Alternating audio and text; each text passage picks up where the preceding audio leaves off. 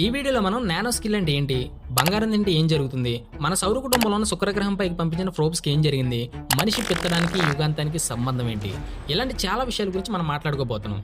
ఈ వీడియో మొత్తం చూసిన తర్వాత మీ నోటంట ఒక్కటే వస్తుంది. So let's start this video. అయితే అంతకన్నా ముందు నాది చిన్న రిక్వెస్ట్, ఇప్పటివరకు మీరు ఎవరైనా మన ఛానల్ సబ్స్క్రైబ్ చేయకపోయింది వెంటనే సబ్స్క్రైబ్ చేయండి. అలానే వీడియో నచ్చితే లైక్ చేయండి, షేర్ చేయండి, కామెంట్ చేయండి. అలానే తప్పకుండా పక్కన ఒక గంట సింబల్ ఉంటుంది, దాన్ని ఆన్ చేసి పెట్టుకోండి. ఎందుకంటే ఇలాంటి మోర్ ఫ్యాక్ట్స్ మీకు నోటిఫికేషన్ రూపంలో రావాలి కాబట్టి వెంటనే గంట నాన్లో పెట్టుకోండి. మళ్ళీ కలుద్దాం. ఫ్యాక్ట్ నెంబర్ 1, సిగరెట్, తంబాకు, పాన్ పరాగ్ తయారు చేసే కంపెనీలు ఎక్కువగా జనవరిలోనే ప్రకటన్స్ పైన అంటే యాడ్స్ పైన ఎక్కువ డబ్బులు ఖర్చు పెడతాయంటారు. వై అంటే జనాల మైండ్ సెట్ మార్చడానికి. సిగరెట్, పాన్ పరాక్, మందు ఇలా మద్యపానం, ధూమపానం చేసేవాళ్ళు డిసెంబర్ 31 దాకా తాగి తూగి దొల్లి ఇంకా నెక్స్ట్ ఇయర్ అంటే నైట్ గడవడంతో కొత్త సంవత్సరం వస్తుంది కాబట్టి ఆ కొత్త సంవత్సరంలో మందు జోలికి కానీ సిగరెట్ జోలికి కానీ వెళ్ళని కామెడీ చేస్తుంటారు. జనవరి 1 నుంచి మందు తాగను. అందుకు సిగరెట్ కంపెనీలు, మందు కంపెనీలు ఏం చేస్తాయంటే ఒకవేళ ఈ నిబ్బా శబ్దాలు నిజం చేస్తారేమోనని ఎటు చూసినా సిగరెట్ పోస్టర్లు కనపడేలా, ఎప్పుడు టీవీ చూసినా పాన్ పరాగ్ యాడ్ వచ్చేలా, లైక్ చేపలకి గ్యాలం వేసి గుంజినట్టుగా పదే వాటిని గుర్తు చేసి వాటి వైపు వెళ్లేలా చేస్తారు. అసలు ఆ కంపెనీ వాళ్ళకి పిచ్చి కాకపోతే మన వాళ్ళు ఎప్పుడు మందు మానేయాలి? అలా అంటారంతే. ఇక్కడ ఇంకో గొప్ప విషయం ఏంటంటే మందు, సిగరెట్ మానేస్తామని చెప్పి ఆ కంపెనీలు యాడ్స్ పై ఎక్కువ డబ్బులు ఖర్చు పెట్టేలా చేసి గవర్నమెంట్కి ఎక్కువ ట్యాక్స్ కట్టేలా చేస్తున్నారు. కాబట్టి మందు బాబులు మీకు సలాం రా నాయన. మీరు తాగి ట్యాక్స్ కట్టేదే కాక వాటిని తయారు చేసే కంపెనీల ద్వారా కూడా ట్యాక్స్ కట్టేస్తున్నారు చూడు, నిజంగా మీకు సలాం. ఫ్యాక్ట్ నెంబర్ 2, 24 క్యారెట్ బంగారం తినడం వల్ల ఏమవుతుంది? మనం ఎక్కువగా ఇన్స్టాగ్రామ్లోనో యూట్యూబ్లోనో జాపనీస్ సుషి తినడం చూసుంటాం. వాటి చుట్టూ బంగారం షీట్లు, సిల్వర్ షీట్లు చుట్టుంటాయి. ఈ పద్ధతిని మొట్టమొదటిసారిగా యూరోపియన్ కంట్రీస్లో చేయడం మొదలుపెట్టారు. అది కూడా 1975 నుండి. ఆ తర్వాత ప్రపంచం అంతటా ఫుడ్ లుక్ని పెంచడానికి ఈ గోల్డెన్ షీట్ని, సిల్వర్ షీట్ని ఉపయోగిస్తున్నారు. న్యూయార్క్ చెందిన dietitian, nutrition expert Alexandria Owen Hammer సిదియా సాస్లు బంగారం తినడం వల్ల ఎటువంటి ప్రమాదం లేదు, కానీ అది 24 క్యారెట్ అయి ఉండాలని చెప్పారు. ఇలా 24 క్యారెట్ బంగారం తినడం వల్ల బంగారం రసాయనిక జడమైనది కాబట్టి అది రసాయనంలో కరగదు కాబట్టి కడుపులోకి వెళ్ళిన తర్వాత ఆహారంతో పాటు విచ్ఛిన్నమైపోయి రక్తంలోకి వెళ్ళిపోకుండా అది వ్యర్థాల ద్వారా బయటకు వచ్చేస్తుంది. కాబట్టి 24 క్యారెట్ బంగారం తినడం వల్ల ఎటువంటి సమస్య ఉండదు. అలాగని 22 క్యారెట్ అలా తక్కువ రేంజ్లో తింటే వాటిలో కొన్ని లోహాలు కలుస్తాయి కాబట్టి అవి హెల్త్ మీద కొద్ది ప్రాబ్లం చూపించే అవకాశాలు కూడా ఉన్నాయి. అలాగే మనం చేయించుకున్న ఆభరణాలు 24 క్యారెటే కదా అని తినేస్తే అది కూడా చాలా ప్రమాదం. ఎందుకంటే మనం ఆభరణాలు చేయించుకునేటప్పుడు అది 24 క్యారెట్ అయినప్పటికీ వాటిని తయారు చేసే సమయంలో కొన్ని లోహాలను మిక్స్ చేస్తారు, లైక్ కాపర్, సిల్వర్ ఇలా. కాబట్టి వాటిపైన ఎక్కువగా బ్యాక్టీరియా చేరే అవకాశం ఉంది. అవి మన జీర్ణ వ్యవస్థను పాడు చేస్తాయి, మనకి హానిని కలిగిస్తాయి. కాబట్టి కమ్మలు, దిద్దులు ఎవరైనా మింగేస్తే వెంటనే హాస్పిటల్ తీసుకెళ్ళండి, లేదంటే రెస్ట్ ఇన్ పీస్ అయిపోతారు. అలానే వెళ్లే ముందు ఈ ఫ్యాక్ట్ నచ్చితే లైక్ చేసి వెళ్ళండి. అలానే ఈ ఫ్యాక్ట్ మీద మీ అభిప్రాయాన్ని కామెంట్ చేసి కూడా వెళ్ళండి. ఫ్యాక్ట్ నెంబర్ 3, ఈ ఫ్యాక్ట్ మీలో అందరికీ తెలిసి ఉండొచ్చు, అయినా సరే ఇంకోసారి చెప్తే ఎందుకంటే యూజ్ఫుల్ ఫ్యాక్ట్. మనం సూపర్ మార్కెట్లో చూసే ప్రతి యాపిల్ కూడా చాలా తాజాగా ఉంటుంది. వాటిని తీసుకొచ్చి పిల్లలకు పెడితే పోషకాలు అందుతాయని చెప్పేసి ప్రతి తల్లిదండ్రులు ఆలోచిస్తారు. కానీ యాపిల్ గురించి అందరూ తెలుసుకోవాల్సిన ఒక నిజం ఉంది.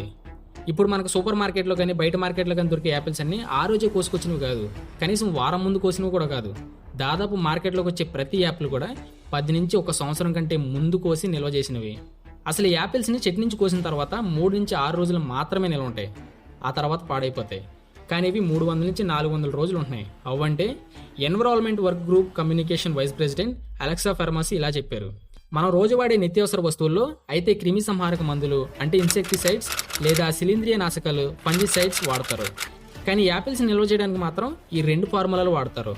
క్రిమి సంహారక మందుల్లో దాదాపు 13 రకాల పురుగుల మందులు వాడతారు. ఈ పురుగుల మందులు వాటిపై కీటకాలు వాలకుండా, వాటికి తెగులు రాకుండా ఆపుతాయి. శిలీంద్రియ నాశకాలు ఇవి యాపిల్స్ పైన బ్యాక్టీరియా చేరకుండా ఆపుతాయి. కొంతమంది అయితే ఫుడ్ గ్రేడ్ కూడా అప్లై చేస్తారు. అవి యాపిల్ పైన మైనపు పొరలా ఏర్పడతాయి. ఆ పొరలోనే ఈ క్రిమి సంహారక మందులు, శిలీంద్రియ నాశకాలు ఉంటాయి. ఇలా ఇవన్నీ అప్లై చేసిన తర్వాత కోల్డ్ స్టోరేజ్లో పెట్టి నిల్వ చేస్తారు. యాపిల్ సీజన్ అయిపోయిన తర్వాత వాటిని మార్కెట్లో తీసుకొచ్చి సేల్ చేస్తారు. అయితే ఇవి సూపర్ మార్కెట్లోకి వచ్చిన తర్వాత కూడా హిథిలియం బ్లాకర్ స్మార్ట్ ప్రెజర్ను ఉపయోగించి ఇవి మనకి తాజాగా కనపడేలా చేస్తారు. ఆ యాపిల్స్ అంత తాజాగా కనపడేసరికి మనం వాటిని కొనుక్కొచ్చేసి పిల్లలకు పెడతాం. అవి వాళ్ళ ఆరోగ్యంపై చాలా ప్రభావం చూపిస్తాయి. అలాగని అన్నీ తాజాగా ఉండవని కాదు, కానీ కొనుక్కొని వాటిని తినే ముందు వాటిని బాగా కడిగి శుభ్రం చేసిన తర్వాత పిల్లలకు పెడితే మంచిది అని నా ఉద్దేశం. ఒకవేళ ఈ ఫ్యాక్ట్ మీకు ముందే తెలుసుంటే ఎస్ అని కామెంట్ చేయండి. ఒకవేళ తెలియకపోతే ఈ ఫ్యాక్ట్ మీకు ఎలా అనిపించిందో కింద కామెంట్ చేయండి. అలానే నచ్చితే లైక్ చేయండి. Fact number 4, what is the nano skill? ఇది వినడానికి సిల్లీగా ఉండొచ్చు, కానీ వినే కొద్దిగా ఇంట్రెస్టింగ్ ఉంటుంది. స్వీడన్ సైంటిస్టులు నానో స్కిల్పై అధ్యయనం చేసి వాటి భౌతిక గణాంకాలు చెప్పారు. ఇప్పుడు అలా సైంటిఫిక్గా వివరించాలంటే అర్థం అవుతుంది, కానీ మీకు అర్థమయ్యేలా చాలా ఈజీగా ఎక్స్ప్లెయిన్ చేస్తారు. Just wait and watch. మనం పెద్ద వస్తువుల కంటే చిన్నగా ఉండే నానో వస్తువులను చాలా ఈజీగా గుర్తుపట్టగలమంట. అంటే వాటి మధ్య దూరాన్ని, వాటి మధ్య వ్యత్యాసాన్ని చాలా ఈజీగా గుర్తించగలమంట. లైక్ అంటే స్పర్శ తోటి ఏదైనా వస్తువును మనం తాకినప్పుడు ఆ వస్తువు పైన ఉన్న నానో డిఫరెన్స్ని, నానో డిస్టెన్స్ని మనం చాలా ఈజీగా గుర్తించవచ్చని సైంటిస్టులు చెప్పుకొస్తున్నారు. దీన్నే నానో స్కిల్ అంటారు. అది కూడా 13 నానోమీటర్స్ ఉంటే మాత్రమే మనం గుర్తించగలం. ఇంకా సింపుల్గా చెప్పాలంటే మనం మొహం పైన వేలు పెట్టి టచ్ చేసినప్పుడు మొహంపై ఉన్న ముడతలు కానీ, చిన్న చిన్న మొటిమలు కానీ, చిన్న చిన్న పొక్కులు కానీ చాలా ఈజీగా గుర్తించవచ్చు. ఒక్కొక్కసారి అవి మనకు అద్దంలో కూడా కనిపించవు, మన స్పర్శకు మాత్రమే తెలుస్తుంది. ఇది కేవలం హ్యూమన్ ఫింగర్స్లో మాత్రమే ఉందని చెప్పేసి సైంటిస్టులు చెప్తున్నారు. ఈ నానో స్కిల్ అనేది కొద్దిగా ఇంట్రెస్టింగ్గానే ఉంది కదా, అందుకే ఫుల్ వీడియో చేద్దాం అనుకుంటున్నా. మీరేమంటారు? కామెంట్ చేయండి. Fact number 5. మన సౌర కుటుంబంలో అత్యంత వేడిగా ఉండే గ్రహాల్లో బుధుడు, శుక్రుడు మాత్రమే మొదటి వాళ్ళు. బుధుడి సంగతి పక్కన పెడితే శుక్రుడు భూమి కంటే 464 డిగ్రీల సెల్సియస్తో నిప్పుల్లోంచి తీసిన ఐరన్ రాడ్లో ఉంటాడంట. విషపూరితమైన ఆమలతో, దట్టమైన మేఘాలతో నరకంలో ఉంటాడంట. అలాంటి శుక్రుడిపై కూడా స్పేస్ ప్రోబ్స్ని పంపించింది సోవియట్ యూనియన్. అది కూడా 16 సార్లు. 1961 నుంచి 1966 వరకు వెనెరా 1, వెనెరా 2, వెనెరా 3 ప్రోబ్స్ని పంపించింది. కానీ అవి శుక్రుడు వాతావరణంలోకి ఎంటర్ అవ్వగానే బ్లాస్ట్ అయిపోయాయి. అలా జరిగిన తర్వాత 1966లో వెనెరా 4ని సాంకేతికంగా మెరుగుపరిచి ప్రయోగించినప్పుడు శుక్రుడు వాతావరణంలోకి చాలా విజయవంతంగా ప్రవేశించింది. కానీ ల్యాండ్ అయ్యే లోపే పేలిపోయింది. మళ్ళీ 1969 వరకు వెనెరా 5, వెనెరా 6ని పంపించారు. కానీ అవి సాఫ్ట్ ల్యాండింగ్ అవ్వలేదు. ఆ తర్వాత 1970లో వెనెరా 7ని పంపించారు. ఇదే శుక్రుడి పైన సాఫ్ట్ ల్యాండింగ్ జరిగిన మొట్టమొదటి స్పేస్ ప్రోబ్. కానీ జస్ట్ 1 మినిట్ మాత్రమే సర్వైవ్ అయింది. ఆ తర్వాత వాతావరణంలో వేడికి పేలిపోయింది. ఆ తర్వాత అంత గొప్పగా పనిచేసిన ప్రోబ్ ఏదైనా ఉందంటే వెనెరా 12. అంతకుముందు పంపించిన ఏ స్పేస్ ప్రోబ్ కూడా గంట కంటే ఎక్కువసేపు పనిచేయలేదు.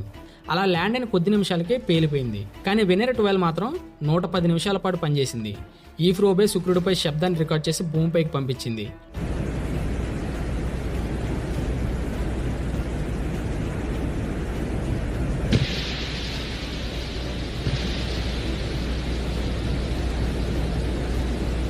ఆ తర్వాత వెనెరా 13, వెనెరా 14 పంపించారు. అవి విజయవంతంగా ల్యాండ్ అయ్యాయి. కొన్ని గంటల పాటు పనిచేసాయి కూడా. అప్పుడు తీసి పంపించినవే ఈ పిక్స్. శుక్రగ్రహం గురించి జియాలజీ ఎవిడెన్స్ ఏదైనా ఉంది అంటే ఈ పిక్స్ మాత్రమే. ఆ తర్వాత వెనెరా 15, వెనెరా 16 లాంచ్ చేశారు కానీ సక్సెస్ అవ్వలేదు. అక్కడ వాతావరణం తట్టుకోలేక పేలిపోయేవి. దాంతో 1984లో సోవియట్ యూనియన్ శుక్రగ్రహంపై చేసే ప్రయోగాల్ని ఆపేసింది. సో ఈ ఫ్యాక్ట్ మీలో ఎవరికి తెలియదని అనుకుంటున్నాను. ఒకవేళ తెలియకపోయింటే లైక్ చేయండి. Fact number 6. మనుషులు పెత్తడానికి యుగాంతానికి సంబంధం ఏంటి? మనుషులు పెత్తడం వల్ల యుగాంతం వచ్చే అవకాశాలు ఉన్నాయంటూ బ్రిటన్కి చెందిన UK centre for ecology and hydrology scientist doctor Nicholas Cowan తన తాజా అధ్యయనాలు తెలిపాడు. మనుషులు పెత్తడం వల్ల లేదా తేన్పుల వల్ల మిథేన్ అండ్ నైట్రోజన్ ఆక్సైడ్ అలానే ప్లాటస్ గ్యాస్ని ఎక్కువగా రిలీజ్ చేస్తున్నారంట. దాంతోపాటు ప్రపంచం మొత్తం మీద ఉన్న కెమికల్ ఇండస్ట్రీ వల్ల కూడా ఎక్కువగా ఎయిర్ పొల్యూట్ అవుతుందని, అందుకే రానున్న 200 సంవత్సరాల్లో నేచర్ దెబ్బతిని గ్లోబల్ వార్మింగ్ ఎక్కువగా పెరిగి ఆ వేడి వల్ల సముద్రాలు ఆవిరైపోయి భూమిపైన ఆక్సిజన్ కూడా తగ్గిపోయే కారణం ఉందని చెప్పి అందుకే యుగాంతం వచ్చే అవకాశాలు ఉన్నాయని చెప్పుకొచ్చాడు. అంటే నేను ఒక పిత్తి పిత్తడం వల్ల ఇంత వినాశనం జరుగుతుందా? ఇప్పుడే నాకు చిన్న ఆలోచన తట్టింది. ఏంటంటే ఈ ప్రపంచం మొత్తం మీద ఉన్న జనాభా ఒకేసారి పిత్తితే ఏమవుతుంది? ఊహిస్తేనే భయంకరంగా ఉంది. ఈ 6 ఫ్యాక్ట్స్ లో మీకు ఏది ఇంట్రెస్టింగ్ అనిపించిందో కామెంట్ చేయండి. ఈ వీడియో నచ్చితే లైక్ చేయండి. తప్పకుండా మన ఛానల్ సబ్స్క్రైబ్ చేయండి. అలానే పక్కన గంట సింబల్ వస్తుంది, దాని ఆల్ నుంచి యాక్టివేట్ చేసి పెట్టుకోండి. ఎందుకంటే మళ్ళీ కలుద్దాం. మళ్ళీ నెక్స్ట్ వీడియో కలుద్దాం. అంతవరకు సెలవు. బాయ్.